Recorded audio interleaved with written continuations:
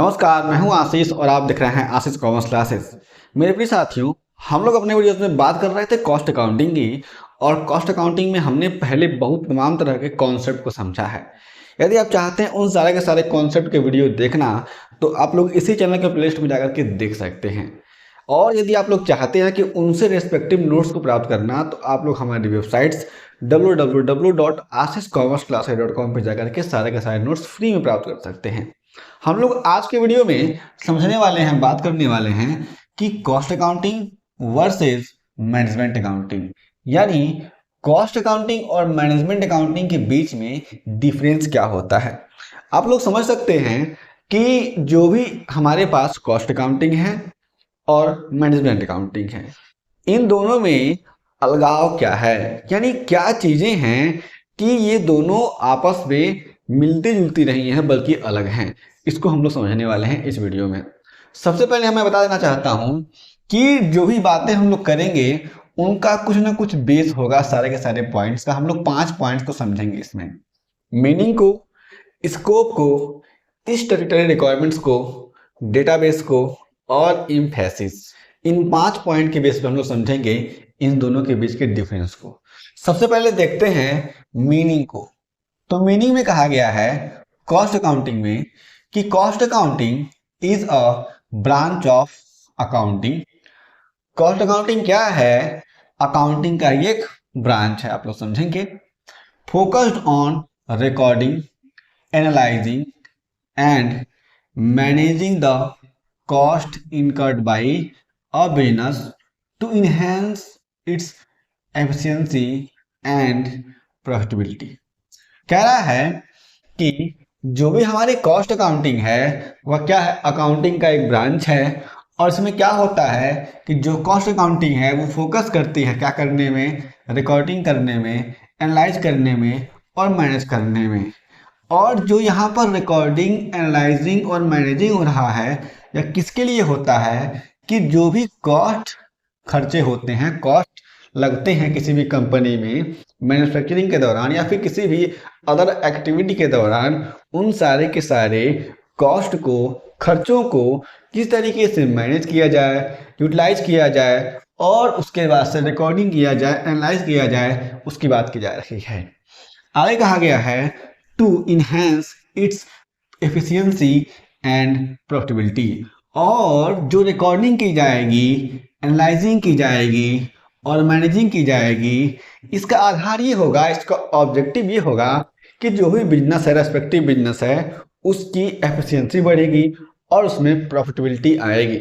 आप लोग normal terms में समझेंगे कि कॉस्ट अकाउंटिंग में जो भी बिजनेसेस हैं वे अपने कॉस्ट रिकॉर्ड का सही तरीके से रिकॉर्डिंग करती हैं, उसके बाद से उनका एनालिसिस करती हैं, फिर मैनेजिंग करती हैं जो भी खर्चे लगते हैं उनके बिजनेस में। और जब इस तरीके से कंपनी क्या करती है, इन तमाम तरह के कार्यों को करती है, तो उसकी एफिशिएंसी बढ़ती है, उसकी कुशलता बढ़ती है और वह सही तरीके से काम कर पाती है और उसकी ओवरऑल प्रॉफिटेबिलिटी भी बढ़ती है। तो यह होता है कॉस्ट अकाउंटिंग। कॉस्ट अकाउंटिंग का यह काम होता है। हम बात करते हैं मैनेजमेंट अकाउंटिंग में, तो किस तरीके से मैनेजमेंट अकाउंटिंग कॉस्ट अकाउंटिंग से डिफरेंट में है, इसको हम लोग समझते हैं। कहा गया है management accounting involves the use of financial information. जो हमारे पास मैनेजमेंट अकाउंटिंग है, यह क्या करती है कि जो भी हमारे पास फाइनेंशियल इंफॉर्मेशन होते हैं, फाइनेंशियल अकाउंटिंग वाले, उन सारे के सारे इंफॉर्मेशन क्या करती है? इस्तेमाल करते हैं, यूज करती है। And analysis to inform decision making within organisations. और जो भी ऑर्गेनाइजेशंस है, कोई भी ऑर्गेनाइजेशन है, संस्था है, कंपनी है, उसमें जो डिसीजन लिए जाते हैं, उन डिसीजन लेने की प्रक्रिया में, डिसीजन लेने के प्रोसेस में जो भी इंफॉर्मेशन रिक्वायर्ड होते हैं, उन सारे के सारे इंफॉर्मेशन को प्रोवाइड कराती है मैनेजमेंट अकाउंटिंग। आप लोग समझेंगे कि मैनेजमेंट अकाउंटिंग जब होता है तब कंपनी के बड़े से बड़े डिसीजन लिए जाते हैं मैनेजमेंट अकाउंटिंग के बेस पे। क्योंकि हमारे पास जो अनदर अकाउंटिंग होती है, कॉस्ट अकाउंटिंग होती है, फाइनेंशियल अकाउंटिंग होती है, इनसे क्या होता है, जो भी इंफॉर्मेशन आते हैं, आप लोग समझेंगे कि फाइनेंशियल अकाउंटिंग हुआ तो बैलेंस शीट आया, पीएल अकाउंट आया, यानी हमारे पास जो भी अदर लोग हैं, जो भी एक्सटर्नल यूजर्स हैं, उनके पास इंफॉर्मेशन पहुंचा। तो हमारे पास फाइनेंशियल अकाउंटिंग जो हमारे एक्सटर्नल यूजर्स होते हैं उनके लिए होता है। जो हमारे पास कॉस्ट अकाउंटिंग की जाती है वह बिजनेस की कॉस्टिंग को सही तरीके से मैनेज करने के लिए की जाती है। इस तरीके से हमारे पास फाइनेंस और कॉस्ट दोनों मैनेज हो जाता है। लेकिन अगर हमें सही तरीके से संस्था को यानी बिजनेस को, हम लोग कहें तो कंपनी को चलाना होता है, तो हमें जरूरी होता है कि हम लोग क्या करवाएं, मैनेजमेंट अकाउंटिंग करवाएं। और मैनेजमेंट अकाउंटिंग करवाने के बाद से कंपनी इस निर्णय को ले पाती है, इस डिसीजन को ले पाती है कि उसे कौन कौन से काम करने चाहिए, कौन कौन से काम नहीं करने चाहिए। कंपनी के बड़े बड़े डिसीजन इसी के बेस पे लिए जाते हैं, यानी मैनेजमेंट अकाउंटिंग के बेस पे लिए जाते हैं। आप लोग इसको समझेंगे। हम लोग जब आगे समझेंगे ना मैनेजमेंट अकाउंटिंग के बारे में पढ़ेंगे, तो मैनेजमेंट अकाउंटिंग को हम और डीपली में समझने का प्रयास करेंगे। ठीक है, आगे देखते हैं। कहा गया है सेकेंड यानी स्कोप, दायरा क्या है, रेंज क्या है। इसको मैंने आप सभी को पहले ही बताया था कि हमारे पास जो स्कोप है वह किसी भी चीज का दायरा बताता है। तो कॉस्ट अकाउंटिंग का दायरा क्या होता है आप लोग शॉर्ट में समझेंगे। It has a limited scope to provide cost information only. जो भी कॉस्ट अकाउंटिंग है इसका स्कोप क्या होता है, बहुत ही लिमिटेड होता है। अब लिमिटेड क्यों होता है, क्योंकि भाई साहब यह केवल कॉस्ट से संबंधित जो इंफॉर्मेशन होती है उसको प्रोवाइड कराती है। क्योंकि इसमें हम लोग केवल कॉस्ट की रिकॉर्डिंग, उसकी एनालाइजिंग और उसकी मैनेजिंग करते हैं। क्लियर है। आगे बात करते हैं हम लोग जब मैनेजमेंट अकाउंटिंग की। इसमें कहा गया है it has a broader scope and provides all types of information. अब कंपनी को डिसीजन मेकिंग के लिए, कंपनी की ऑब्जेक्टिव्स में अगर कोई चेंजेस होने होते हैं तो उन ऑब्जेक्टिव्स में चेंजेस के लिए, या फिर कंपनी को और भी डिसीजन लेने होते हैं, तो उन सारे के सारे डिसीजंस में जितने इंफॉर्मेशन चाहिए होते हैं उन सारे के सारे इंफॉर्मेशन को मैनेजमेंट अकाउंटिंग के द्वारा पाया जाता है। ये बात आप लोग समझेंगे। इसलिए यहाँ पे कहा गया है कि जो मैनेजमेंट अकाउंटिंग का स्कोप है वह ब्रॉडर होता है। अब यहाँ पर जो मैनेजमेंट अकाउंटिंग का स्कोप बड़ा होता है, तो आप लोग यहाँ पे ये भी समझ के चलेंगे जो फाइनेंशियल अकाउंटिंग है और कॉस्ट अकाउंटिंग है, इन दोनों से ही हमारा जो मैनेजमेंट अकाउंटिंग है उसका स्कोप ज्यादा होता है, बड़ा होता है। क्लियर है।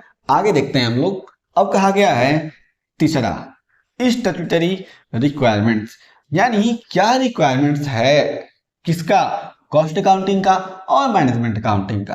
तो पहले समझते हैं कॉस्ट अकाउंटिंग को। Cost records are compulsory to be prepared in case of certain industries or companies. यहां पे आप लोग समझेंगे कि जो कॉस्ट का रिकॉर्ड करना, यानी कॉस्ट को रिकॉर्ड करना, कॉस्ट अकाउंटिंग करना, कॉस्टिंग करना बहुत सारी कंपनियों के लिए कंपल्सरी होता है, बहुत सारी इंडस्ट्रीज के लिए कंपल्सरी होता है। जो हमारी कंट्री में तमाम तरह के लॉ हैं उनके अकॉर्डिंग, जो गवर्नमेंट है उसके अकॉर्डिंग, यहाँ पर कॉस्ट अकाउंटिंग के प्रेफरेंस में ये कहा गया है। अब किन किन इंडस्ट्रीज के लिए कॉस्ट अकाउंटिंग करना होता है आप लोग आगे समझेंगे तो मैं आपको समझा दूंगा। ठीक है। जब मैनेजमेंट अकाउंटिंग की बात करेंगे तो कहा गया है इट इज वॉलंटरी, क्योंकि मैनेजमेंट अकाउंटिंग बहुत ही कॉस्टली होता है, इसलिए यहाँ पर सभी कंपनियों के लिए मैनेजमेंट अकाउंटिंग कंपल्सरी नहीं होता है। कोई बड़ी कंपनी है, बड़ी से बड़ी कंपनी, टाटा हो गया, रिलायंस हो गया, इन सारी कंपनियों के लिए अगर रिक्वायर्ड होता है, उन्हें अगर करवाना होता है, उनकी ज़रूरत होती है कि मैनेजमेंट अकाउंटिंग करवाएं, तो वह मैनेजमेंट अकाउंटिंग करवाती हैं। अगर रिक्वायरमेंट नहीं होता है तो वो भी नहीं करवाती हैं। आप लोग इस बात को ध्यान में रखेंगे, क्योंकि मैनेजमेंट अकाउंटिंग क्या है, ऐच्छिक है, यानी वॉलंटरी है। ओके, आगे देखते हैं। आगे है डेटाबेस। डेटाबेस क्या होता है, यानी कौन सा डेटा रहेगा तो कॉस्ट अकाउंटिंग की जाएगी और कौन सा डेटा अवेलेबल है तो मैनेजमेंट अकाउंटिंग की जाएगी। देखते हैं। तो कहा गया है it is based on data derived from financial information financial accounting.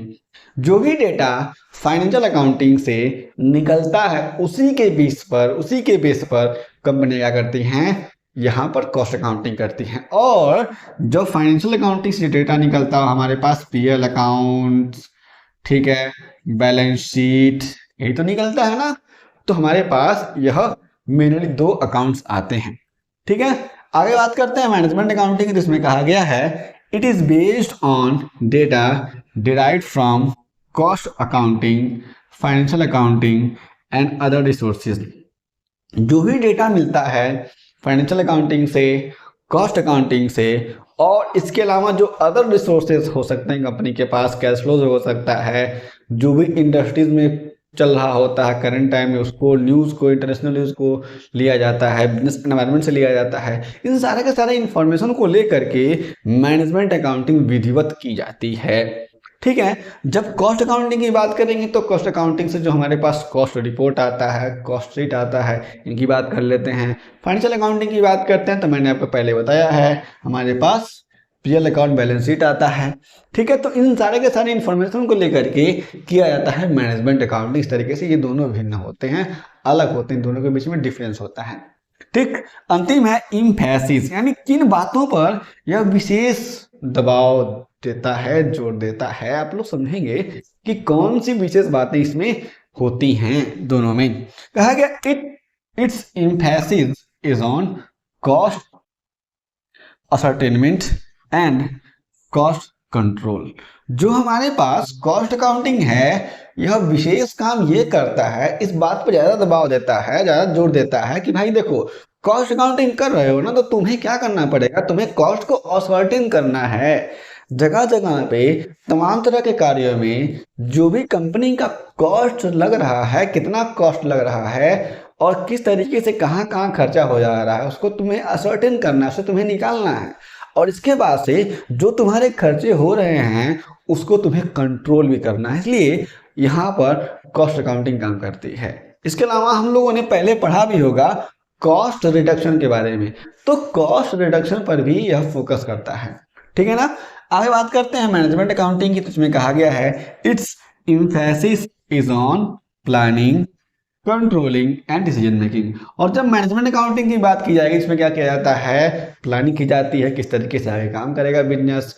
Controlling की जाती है तमाम तरह के खर्चों पर, तमाम तरह के जो भी सिचुएशन होते हैं उन पर, और डिसीजन मेकिंग की जाती है एंड में। यहाँ पर हमारा होता है मैनेजमेंट अकाउंटिंग। मेरे भी साथ ही इस वीडियो में हमने नॉर्मली समझ लिया, बहुत अच्छे समझ लिया कि हमारे पास जो कॉस्ट अकाउंटिंग है उसमें और मैनेजमेंट अकाउंटिंग के बीच में डिफरेंस क्या है, यानी cost accounting versus management accounting. यदि आपके पास कोई प्रश्न है तो निश्चय ही आप लोग अपने सारे प्रश्नों को बता सकते हैं। यदि आप चैनल पर नए, चैनल को सब्सक्राइब कर लीजिए, वीडियो को शेयर कर दीजिए। हम लोग फिर से मिलेंगे एक नए वीडियो के साथ, तक के लिए जय हिंद।